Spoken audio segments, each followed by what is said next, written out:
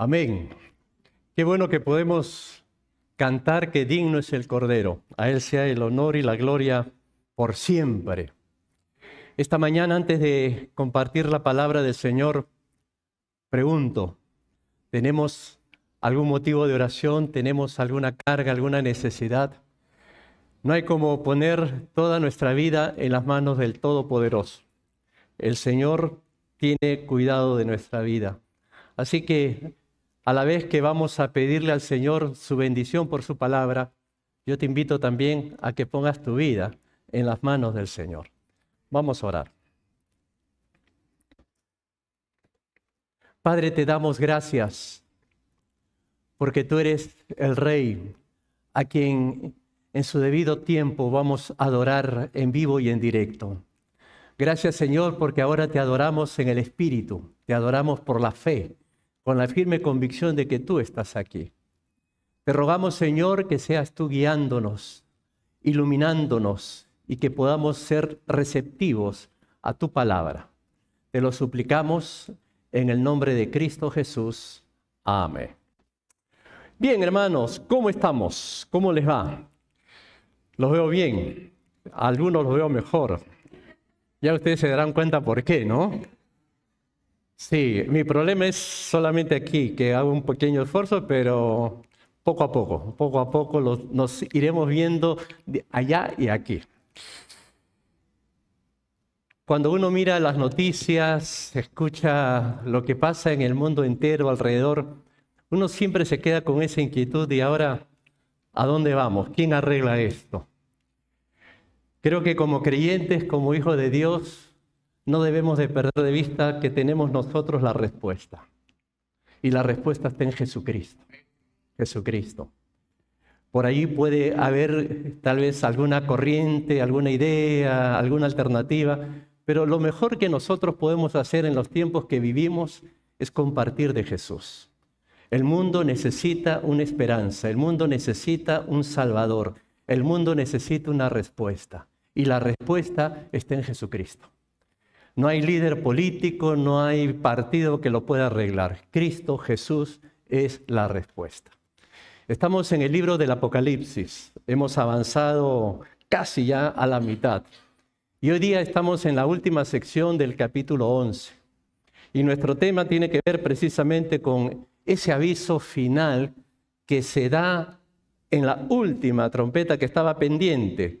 Habíamos hecho un paréntesis siguiendo la narrativa del libro, que no necesariamente es de manera cronológica, pero siguiendo la narrativa del libro, después de la sexta trompeta, había ese paréntesis de un ángel fuerte, un ángel grande, que tenía un librito y que se lo dio a Juan para que se lo coma, para que Juan asimile esa verdad y luego profetice, es decir, hable esa verdad. A continuación aparecieron dos testigos que también tenían la función, el propósito de profetizar, es decir, de seguir anunciando el mensaje de salvación a toda persona. Pues bien, ahora llegamos a lo que sería el aviso final, el cumplimiento de esa esperanza que nosotros como iglesia tenemos, que Cristo va a venir a reinar, que Cristo va a establecer su reino.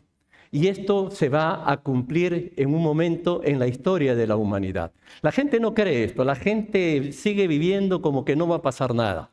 Pero las promesas y el mensaje se sigue dando y las profecías del Señor van hacia ese destino, de que Cristo viene a establecer su reino. Y precisamente ese es el anuncio en esencia que se da en la última trompeta.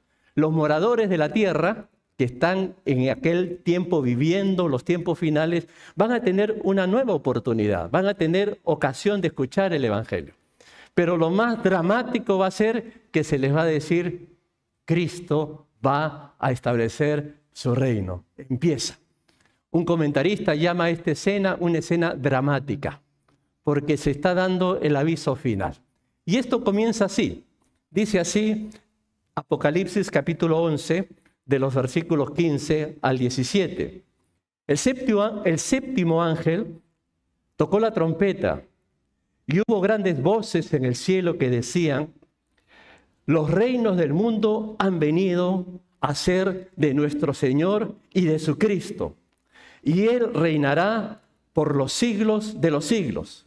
Y los 24 ancianos que estaban sentados delante de Dios en su trono, se postraron sobre sus rostros y adoraron diciendo: te damos gracias, Señor Dios Todopoderoso, el que eres y que eras y que has de venir. ¿Por qué? Porque has tomado tu gran poder y has reinado. En resumen, noten ustedes el mensaje, el anuncio. Los reinos del mundo han venido ahora a ser de nuestro Señor y de su Cristo.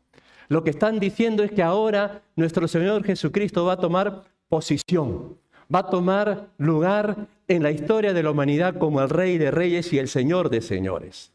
Este anuncio se ha venido dando por siglos y todos nosotros recordamos y sabemos que después de la caída del primer hombre y en lo largo de la historia y hasta el presente hay alguien que domina y que gobierna la humanidad, que es el usurpador, que es aquel que le ofreció a Jesucristo todos los reinos del mundo. ¿Se acuerdan cuando le dijo: todo esto te doy si tú, postrado, me adorares?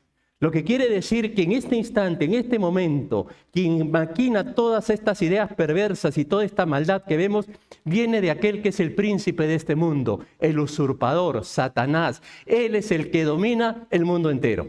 Y lo que están anunciando aquí es que eso va a acabarse. Ya Satanás no va a ser el que gobierne, ya Satanás no va a ser el que domina. El que domina va a ser el Señor. Y ese es el anuncio que se ha venido dando por los siglos de los siglos. Ese es el mensaje profético, que Cristo vendrá a tomar su lugar, porque hay alguien que en el presente lo domina. Por eso que vemos tanto pecado, por eso que vemos tanta maldad, por eso que vemos tanta desgracia, por eso que vemos tantas corrientes, tantas ideologías, tantas cosas que a veces nos impactan. Todo eso viene de una maquinación diabólica del príncipe, del gobernador de este mundo. Pero el anuncio hermoso, la esperanza gloriosa es que esto se acaba. ¿Por qué? Porque viene Jesucristo a establecer su reino. ¿Ustedes recuerdan la oración que Jesús le enseñó a sus discípulos? Había una frase allí, una frase que ha quedado y que muchas veces nosotros no nos percatamos en lo que implica eso. La frase es: Señor, venga tu reino. Dentro del Padre Nuestro está la frase: Señor, venga tu reino. Esa expresión no es sino pedirle al Señor que venga, así como suena, literalmente, y que tome posición, que tome dominio, que tome control sobre el mundo entero y que Él sea el que lo controle. Por eso vemos aquí que esto va a ser impactante. Y obviamente va a causar reacción en los habitantes de la tierra. Va a haber una reacción que no va a ser nada agradable, que no va a ser nada buena. ¿Por qué? Porque se dan cuenta que van a perder control, van a perder dominio, van a perder la hegemonía. Ahora va a pasar de ser el usurpador, Satanás, el que domina el mundo, para que ahora sea nuestro Señor Jesucristo el Rey. Y observen ustedes la reacción. Dice allí en Apocalipsis 11:18, y se airaron las naciones. Las naciones, el mundo entero se llenó de ira, se enojó, se fastidió, se incomodó. ¿Sabes por qué? Porque están perdiendo el control. Porque ya no van a poder hacer lo que les da la gana. Ya no van a poder seguir pecando. Ya no van a poder establecer sus agendas. Hoy en día están de moda las agendas, ¿no? Agenda 30, Agenda 40. Pronto aparecerán otras agendas. Ya eso se acaba, se termina. No hay por qué angustiarnos de todo ello, porque a la larga, como dice aquí, se airaron las naciones. ¿Y por qué se airaron? Porque tu ira ha venido. Y el tiempo de juzgar a los muertos y de dar el galardón a tus siervos los profetas, a los santos y a los que temen tu nombre, a los pequeños y a los grandes, y de destruir a los que destruyen la tierra. Llama la atención, como dice allí, que las naciones comenzaron a llenarse de ira. ¿Por qué se llenan de ira? Porque están viendo que es inminente que Cristo va a reinar, que Cristo va a dominar. Y eso causa estupor en la gente que le dio la espalda al Señor, en la gente que practica el pecado, en la gente que vive en esa rebelión. El ver que ya Jesús va a tomar posición, pues como dice ahí, ellos se airaron. La ira de Dios se va a hacer manifiesto contra toda esta gente que ha vivido de espaldas a Dios. Noten que este concepto de la ira de Dios y la manifestación de la ira de Dios es algo que se ha pospuesto por mucho tiempo. Y la gente cree que Dios no es capaz de ejercer su ira. Que Dios es el abuelito bonachón que al final de cuentas a todos va a salvar. A nosotros no nos entra en la mente pensar en un Dios vengador, en un Dios de ira, en un Dios castigador. Ese concepto no lo hemos asimilado como seres humanos de una manera normal o natural, a pesar que la Biblia nos habla y nos enseña de eso. Es evidente que esta ira que manifiestan los seres humanos es el reflejo del carácter al cual la Biblia ya nos anticipa de lo que se hace evidente y muestra el rechazo y la decisión de mucha gente de darle la espalda a Dios. Permítame, y ustedes lo pueden buscar en sus Biblias, hacer referencia a esta cita, porque aquí precisamente tú puedes notar la esencia pecaminosa del ser humano y por qué razón ellos se van a airar cuando sepan que Jesús va a establecer su reino. El apóstol Pablo dice, mire, debes de saber esto, que en los postreros días vendrán tiempos peligrosos, porque habrán hombres, y aquí empieza la lista, de esa gente que se va a llenar de ira por saber que Cristo va a establecer su reino. Habrán hombres amadores de sí mismos. ¿Conocen gente que se aman mucho? Que se adoran, que para ellos son lo máximo, y cuando digo hombres me refiero hombre y mujer. Dice, amadores de sí mismo, avaros, vanagloriosos, soberbios, blasfemos, desobedientes a los padres, ingratos, impíos, sin afecto natural. Noten esa palabrita, implacables. ¿Saben lo que significa implacable? Gente despiadada, gente cruel. Por eso que cuando miramos esta lista, nosotros vamos a entender, por eso se molestan. Por eso se van a llenar de ira. Porque están viendo que su reinado se está acabando. Porque se están dando cuenta de que la forma de practicar y vivir a ese estilo está culminando, está terminando. Porque viene alguien mejor, viene alguien diferente, viene alguien que va a establecer otras normas, otros patrones, otros valores. Entonces, esta gente, como dice ahí, implacable, despiadados, crueles, calumniadores, intemperantes. Un intemperante es una persona que carece de moderación. Hay gente que no se puede moderar, que no puede tener control, que no puede controlar sus acciones, que no puede controlar sus emociones. Vive bajo un descontrol continuo. Es esa gente que por cualquier motivo le pega a alguien, por cualquier motivo mata a alguien.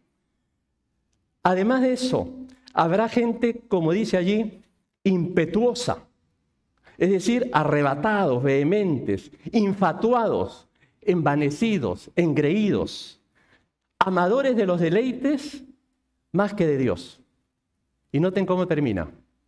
Que tendrán apariencia de piedad, pero negarán la eficacia de ellos. A esto se evita. Pues esta descripción de este tipo de personas son justamente los que se van a airar cuando sepan que Jesucristo va a establecer su reino. Tienen apariencia de piedad muchos de ellos. Parecen chicos buenos, parecen buena gente. Hay veces uno se pone a pensar y dice, no, pero en una iglesia no puede haber gente así. Pero las hay. No, que en ese partido político no hay gente así porque tiene bases cristianas. Las hay. No, que en el otro partido porque tiene bases mundanas o bases diabólicas, también lo hay. Lo hay. En todo lado hay. Porque en esencia lo que revela la palabra de Dios es un problema de corazón, un problema de actitud, un problema de rechazo y de rebeldía al Señor. En otras palabras, esta gente que se llena de ira, los que se van a airar, las naciones que se van a airar contra el rey, son los que quieren destruir la tierra. ¿Y cómo la destruyen? La destruyen con corrupción. Yo vengo, o soy, mejor dicho, soy del Perú. Y en estos últimos 20 años, de los 5 presidentes que hay, 2 están presos, 2 con libertad condicional, y el otro se suicidó por evitar entrar a la justicia, por no enfrentar a la justicia. ¿Eso qué revela? Corrupción, corrupción en todos los niveles. La gente que se va a irar contra el Creador, contra Jesús, es la gente que le gusta discriminar, que viven del prejuicio. Y la discriminación no solamente se ve por la raza, por la clase social. Qué triste, y esto se ve aquí en Miami, como se ve en muchas partes de los Estados Unidos, esa discriminación por el estatus migratorio. No sé si tú has escuchado gente que a veces toma una actitud despreciativa ante los demás. ¿En qué sentido? En que dicen, este es un inmigrante, ilegal, yo soy ciudadano. ¿Para qué vienen los inmigrantes? ¿No es que vienen solo para robar? ¿No es que vienen para dañarnos la vida? Eso que está ahí enraizado como actitud, como conducta, el abuso de poder. No sé si tú has escuchado esa frasecita de gente que te dice, tú no sabes con quién estás. Tú no sabes quién soy yo. ¿No?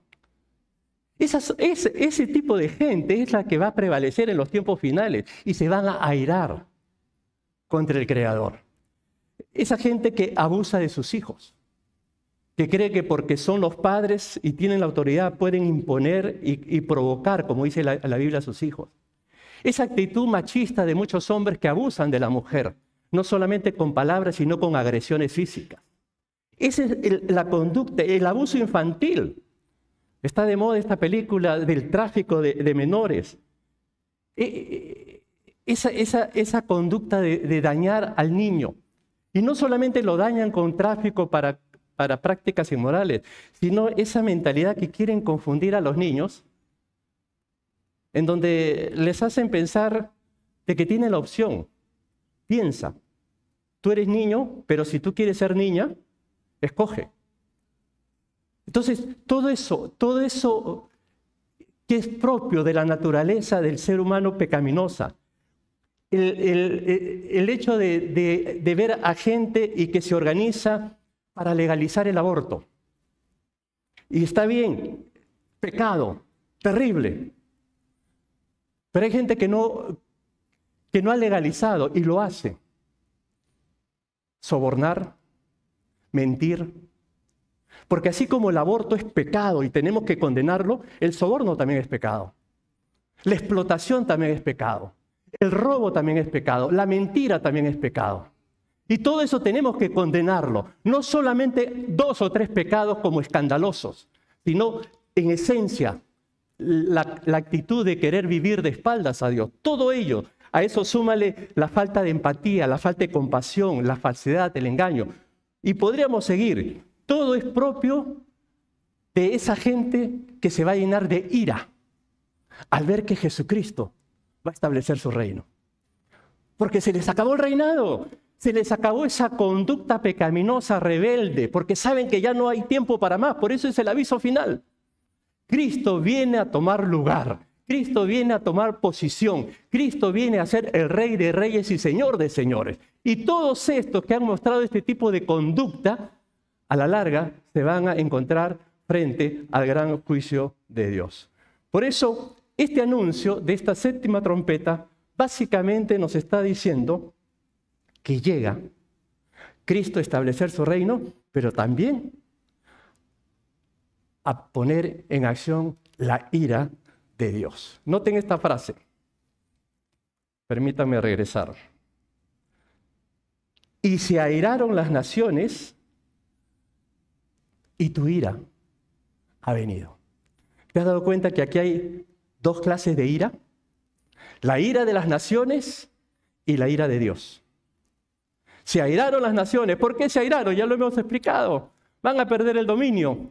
Van a perder la libertad para hacer lo que les da la gana. Porque están viendo que viene Cristo a establecer su reino. La ira de Dios se va a manifestar en tiempos finales. Y aquí es donde me quisiera detener un ratito, a que pensemos en cuanto a este tema de la ira de Dios. Hay mucho en la Biblia que nos habla al respecto, pero indudablemente es un tema que poco se trata. Yo inclusive estuve en la semana revisando todo el archivo de mensajes y prédicas, y es interesante, estaba mirando que yo podía notar que hay siempre un énfasis a remarcar la gracia de Dios, el amor de Dios, la misericordia de Dios, pero poco de la ira. Y probablemente si yo te pregunto, ¿hace cuánto tiempo que no has escuchado un mensaje que te diga que Dios tiene ira o que Dios va a manifestar su ira? Es un tema no muy bien tratado. Y cuando se escucha, a veces tal vez nos puede confundir, nos puede llevar a falsas conclusiones. O si hemos escuchado algo de la ira, de repente alguien todo impetuoso para acusarnos, para condenarnos, para tratar de hacernos sentir mal.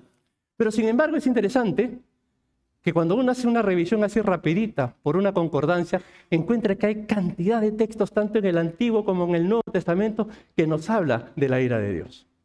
Solo como dice el dicho, para muestra un botón.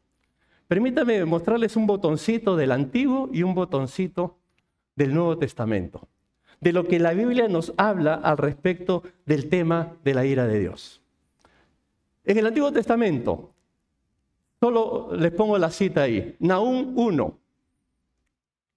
Alguno me dirá, bueno, ¿y Nahum qué cosa es? Pues Nahum es uno de los profetas del Antiguo Testamento, profetas menores. En el capítulo 1, permítame leerles algunas partes. Noten lo que dice allí, Jehová es Dios celoso y vengador. Noten esos conceptos. Jehová es vengador y lleno de indignación. Se venga de sus adversarios y guarda enojo para sus enemigos. Más adelante dice, ¿quién permanecerá delante de su ira? ¿Y quién quedará en pie en el ardor de su enojo? Su ira se derrama como fuego, y por él se hienden las peñas. Jehová es bueno, fortalece en el día de la angustia, y conoce a los que en él confían.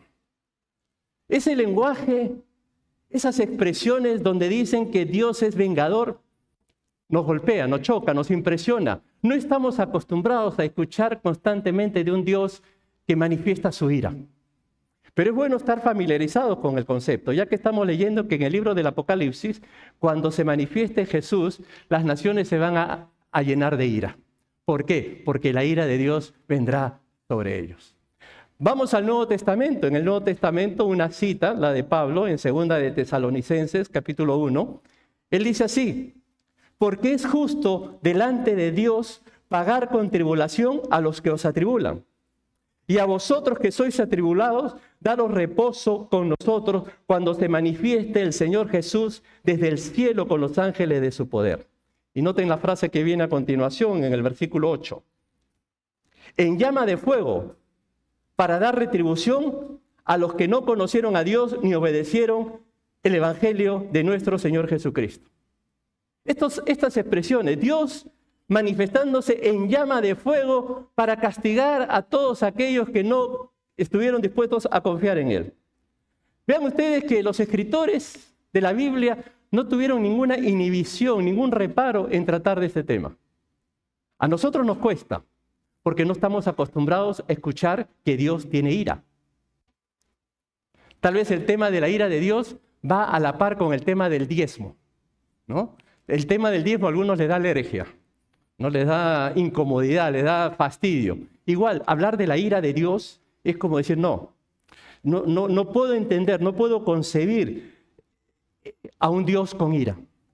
Pero ya estamos viendo 2 versículos de la palabra de Dios, entre tantos, que nos hablan al respecto. Por eso, permítame brevemente explicarles el concepto de la ira de Dios. Y yo creo que después de entenderlo va a ser una bendición entenderlo. Más que asustarnos, más que preocuparnos o más que tener el prejuicio, va a ser una bendición entender realmente lo que implica y lo que significa la ira de Dios. En primer lugar, la palabra ira. ¿Qué significa ira? Ira es enojo, indignación intensa y profunda. La palabra ira sugiere que alguien perdió el dominio propio. Explosión de carácter.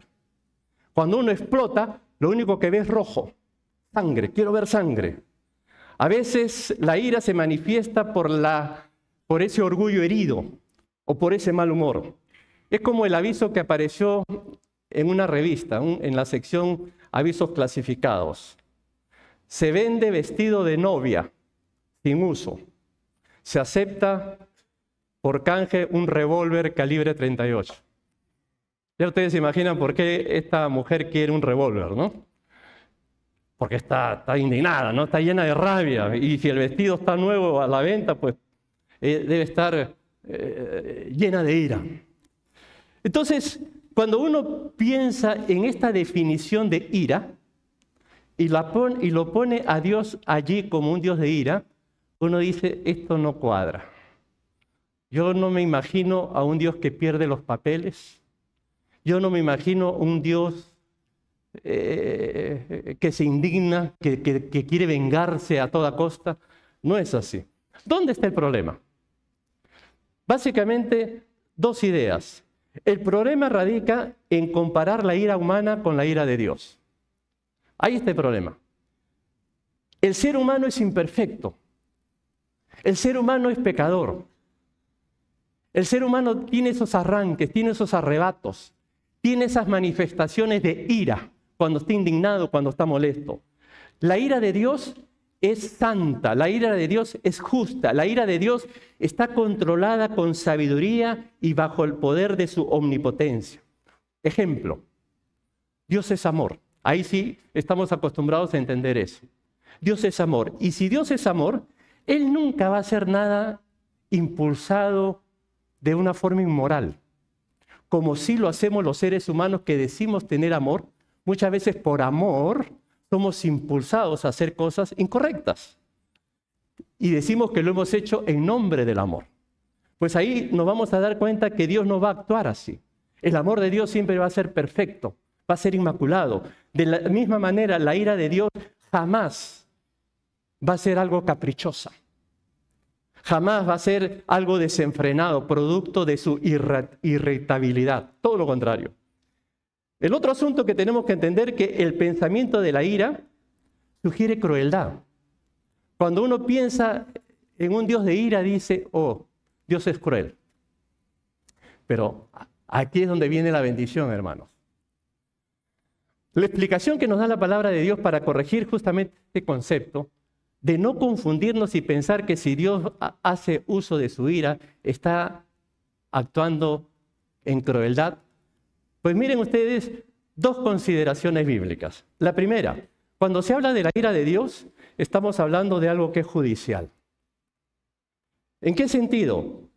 Cuando un juez humano, actúa de acuerdo a la ley, con transparencia, con honradez, con honestidad, y da sentencia, y su sentencia es mandar al fulano 30 años a la cárcel.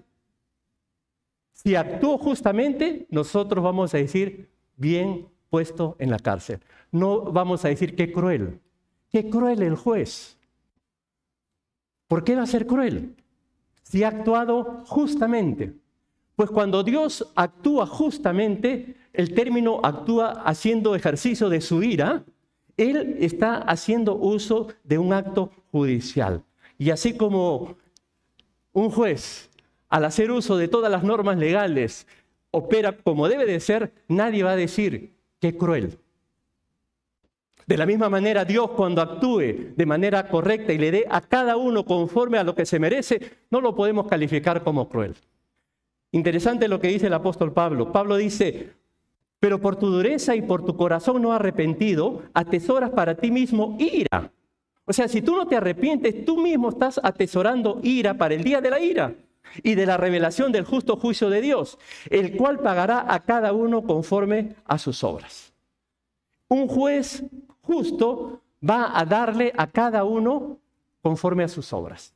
Punto.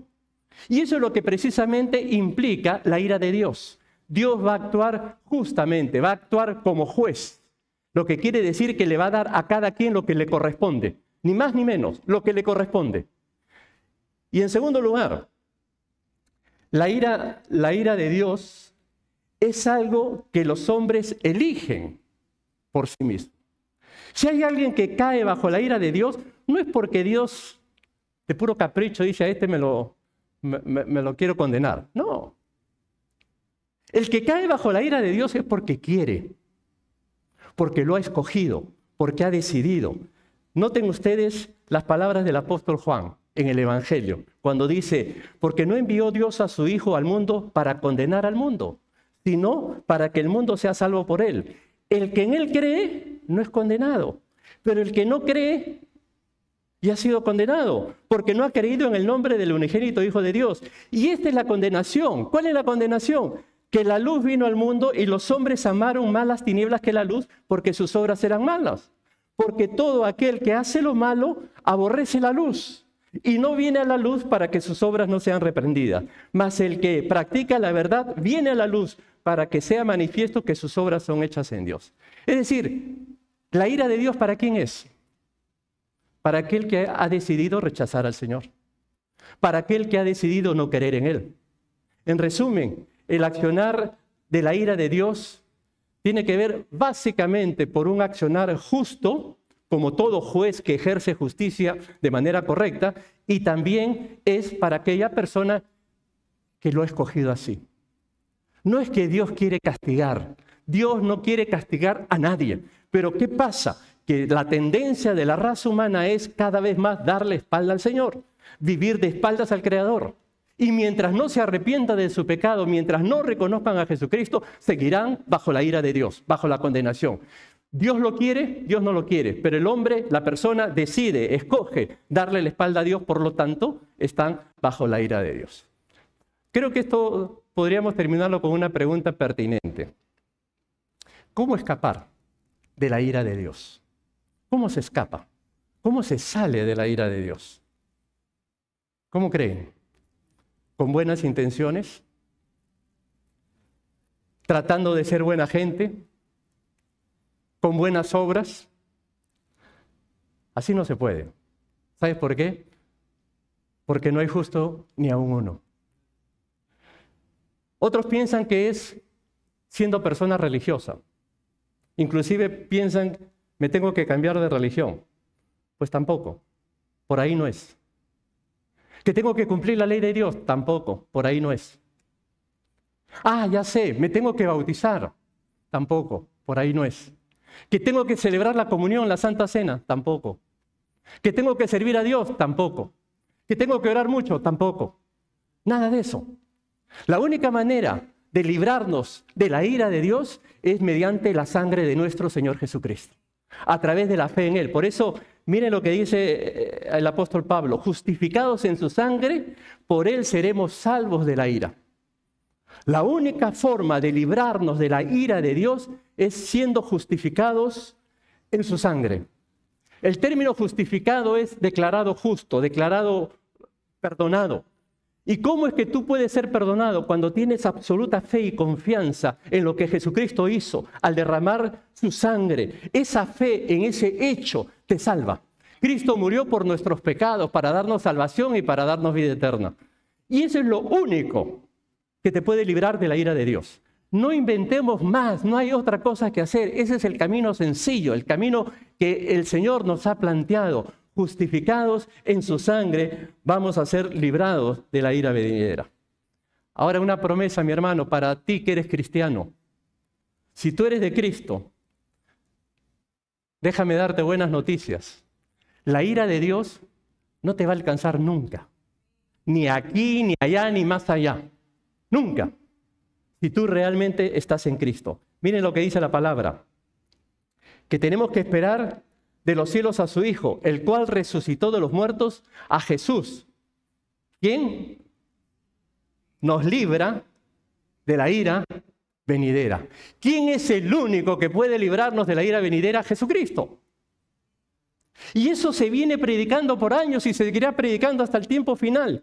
Pero ya ustedes están viendo en el anuncio final de la séptima trompeta, la gente se va a airar, se va a indignar, porque están viendo que es inminente, que se cumple la promesa. Cristo viene y va a establecer su reino. Y las personas que no se arrepienten, pues estarán bajo la ira de Dios. Y ya estamos viendo entonces que este concepto de la ira de Dios, más que asustarnos, más que incomodarnos, debemos tomarlo como una bendición. Quiero terminar con la idea, el concepto que nos da un escritor inglés de nombre Arthur Pink.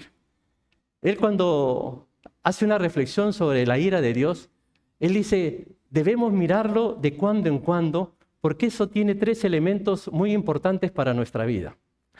Reflexionar y pensar en la ira de Dios, en primer lugar, ¿sabes a qué ayuda? A darnos cuenta que Dios detesta el pecado. Es lo primero. Cuando uno piensa en la ira de Dios, uno empieza a darse cuenta que pecado es pecado. Aquí no hay que pecaditos y pecadotes. Pecado es pecado. Y pensar en la ira de Dios que hay condena por causa del pecado nos hace ver que en ningún momento podemos tomar el pecado a la ligera. En segundo lugar, pensar en la ira de Dios provoca que nuestro corazón tenga temor de Dios. Y cuando decimos temor de Dios, estamos diciendo respeto, reverencia. Saber que con Dios no podemos jugar. Saber que yo a Dios lo llevo por todo lado y Él me lleva y me guía por todo lado. Que yo debo ser creyente no solo aquí, en la iglesia. Yo debo ser creyente sobre todo cuando estoy solo. Ahí se ve al cristiano, al Hijo de Dios. Ahí se ve el temor que nosotros le tenemos a Dios, el respeto que le tenemos a Dios. Entre nosotros todos somos buena gente. El punto es en nuestra soledad, en nuestro caminar diario. Cuando nadie nos ve, allí es donde nosotros tenemos que pensar y meditar en el respeto y en la reverencia que le merecemos al Creador. Por eso que este escritor decía, pensar en la ira de Dios nos invita no solamente a darnos cuenta que al pecado no lo podemos tomar con ligereza, sino también nos invita a pensar que tenemos que tener respeto y temor de Dios. Y por último, él decía, pensar en la ira de Dios nos debe provocar en nuestro corazón un cántico de alabanza. ¿Por qué? Porque por Cristo hemos sido librados de la ira de Dios. Porque en Cristo no hay condena alguna para los creyentes, para los que confían en el Señor. Por eso, hoy más que nunca, qué importante, por eso decía al comienzo, compartamos el Evangelio. Y si hay alguien que todavía no ha tomado la decisión de aceptar a Jesucristo como Señor y Salvador, creo que es importante que tome decisión ya, que sepa que es el momento oportuno de reconocer y empezar a vivir con la ayuda del Señor. Dios llama a pecadores al arrepentimiento, no llama a gente buena, llama a pecadores. Y realmente quienes somos pecadores hemos tenido que venir a Jesús para que Él pueda darnos perdón, salvación y vida eterna. Termino. Como conclusión, en primer lugar, las naciones de la tierra se llenarán de ira ante la realidad de que Dios pone fin a la rebeldía de los hombres. Eso es lo que nos dice esta última sección del capítulo 11 de Apocalipsis. Esto es lo que nos dice la última trompeta, que las naciones se van a indignar, se van a llenar de ira, porque están perdiendo dominio, van a perder el dominio. Ya el usurpador, Satanás, ya no va a ser el príncipe de este mundo, ahora va a pasar al verdadero dueño, que es el Rey de Reyes. Y por eso que hay reacción, por eso que hay todo este levantamiento contra el Señor. En segundo lugar, viene la ira de Dios. Y ya lo hemos explicado. Y los hombres dan por sentado que Dios no intervendrá en los asuntos del mundo. Hay gente que dice, no, nada va a pasar. No, todo. Dios está muerto, Dios ya no hace nada. Sigamos, no nos equivoquemos. Llegará el tiempo en que se da a hacer el cumplimiento al gran juicio de Dios. Por eso tenemos que tomar en cuenta que Dios cumplirá su plan, y Él va a juzgar. ¿De qué manera? Castigo para los que han querido destruir el mundo, sembrando iniquidad y maldad. Y recompensa y galardón a quienes le han servido y obedecido. Hay 2 caminos. O seguimos al Señor o le damos la espalda. No hay término medio.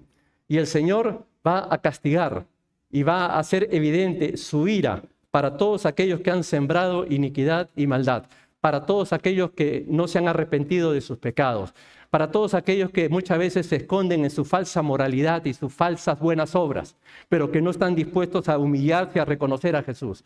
Toda persona que quiera verse libre de la condena y de la ira de Dios necesita hacer algo determinante. ¿Y qué es?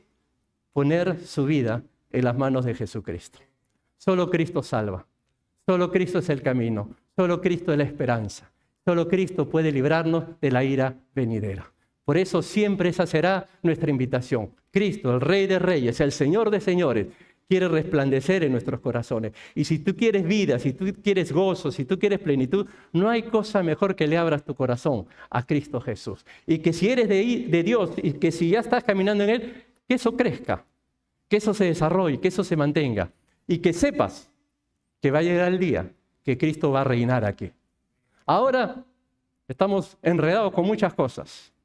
De aquí, de allá, que esto, que el otro. Recuerda, en el tiempo que tenemos, la única esperanza es Cristo. La única solución es el Evangelio, las buenas noticias que hay en el Señor Jesucristo. Vamos a orar, vamos a inclinar nuestros rostros, vamos a ponernos en la mano del Señor. Qué hermosa y qué linda la esperanza de saber que Cristo viene otra vez. Pero al mismo tiempo, qué importante que nosotros podamos orar por aquellos que todavía no han tenido un encuentro con Jesucristo. Que sepan que hay esperanza, que hay salvación. Padre, queremos darte gracias. Gracias, Señor, porque tu palabra se está cumpliendo. Y llegará el día en que tú establecerás tu reino. Mientras tanto, Señor, permítenos vivir bajo ese respeto, bajo esa reverencia a ti, sabiendo que somos tus hijos y que nos aguarda esa gloriosa esperanza de tener ese encuentro contigo, Señor. Padre, nos ponemos en tus manos y pedimos tu bendición. En el nombre de Cristo Jesús. Amén.